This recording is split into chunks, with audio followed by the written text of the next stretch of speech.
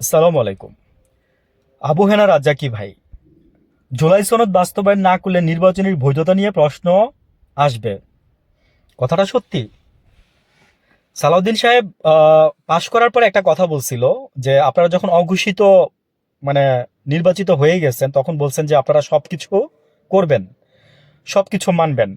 আপনারা note of dissent, I mean আপনাদের মতের সাথে মিলে নাই এমন অনেকগুলো কন্ডিশন আপনাদের এখনো রয়ে গেছে।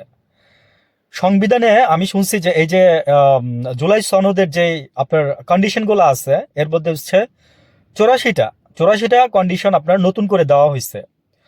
48টা মনে রাখেন, 84, 8 4 84 আর 4 8 48, 48টা কন্ডিশনই নাকি আপনার সংবিধানের কাটা ছেঁড়া বলবো না, আমি বলবো যে মানে বাদ কিংবা ঢোকাইতে হবে কিংবা বের করতে হবে। যেমন অন্তর্বর্তীকালীন সরকার, হাসিনা ওই যে গাছে উঠে মোটা লাথি দিয়ে সরাই দিয়ে ফেলছে, অন্তর্বর্তীকালীন সরকার বাদ। এবং ওই যে যারা জুতার মালা পরাইছিল ওই সেই তো এটারে মানে কোর্ট থেকে রায় দিয়ে বাদ করে দিয়ে দিচ্ছিল। তো ঠিক সেম কাজটা আমি বিএনপিকে জাস্ট আপনাদের সমালোচনাও না, আপনাদের খারাপ কিছুও না, আপনাদেরকে সতর্ক করতেছি বা আপনাদেরকে বুদ্ধি দিচ্ছি। তো আপনারা যে কাজটা করতেছেন, হ্যাঁ, এটা কিন্তু মানুষের মনে মানে ক্ষোভের আগুন জ্বালাচ্ছে আবার। মানে দেশটা শান্ত হয়েও হইল না শান্ত, আমি এটাই বলবো। জামাতের আমির যে কারণে আপনাদের এই এই ফলগুলো মেনে নিচ্ছে, জামাতের আমির গৃহযুদ্ধ চায় নাই। জামাতের আমির এই প্রশাসনের হাতে বাংলাদেশের মানুষকে ছেড়ে দিতে চায় নাই।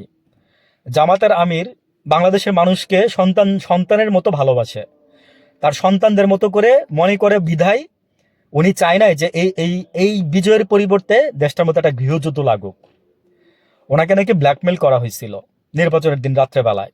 ব্ল্যাকমেলটা এভাবে করা হয়েছিল কথার মাধ্যমে যে আপনি কি করবেন, আপনি যদি এই ফলাফল মেনে না নেন তাহলে, আমি এর আগের ভিডিওতে বলছি, আপনারা লাগলে শুনে নিতে পারেন। তো আপনাদেরকে আসলে সতর্ক করতে পারবো আমরা, আমরা বলতে পারবো, করবেন কিনা সেটা আপনাদের ব্যক্তিগত বিষয়। তবে আমি যেটা বুঝলাম এবং মাঠের প্রেক্ষাপট থেকেই বললাম কথাগুলো, আজকে নির্বাচনের প্রায় 9 দিন 10 দিন হয়ে গেছে। তো তো তারেক রহমান সাহেব এখনো ঠিকভাবে অফিস শুরু করে নাই। উনি হয়তো বা রবিবার থেকে অফিস শুরু করবে। উনি বিভিন্ন জায়গায় গেছে, তার মায়ের কবর জিয়ারত করতে গেছে, বাবার কবর জিয়ারত করতে গেছে, শহীদ মিনারে গেছে। এটা আগে, আজকে না। আজকে তো ভাষা দিবস, আজকেও গেছে। তো এইগুলো করে তারপরে উনি অনেকের সাথে বসছে। হ্যাঁ, একটা জিনিস খুব ভালো লাগছে, ট্যাক্স ফ্রি গাড়ি নিবেন না, আর হচ্ছে প্লট নিবেন না। মানে এই জিনিসটা আমার খুবই ভালো লাগছে। ভালো থাকবেন সবাই, আসসালামু আলাইকুম।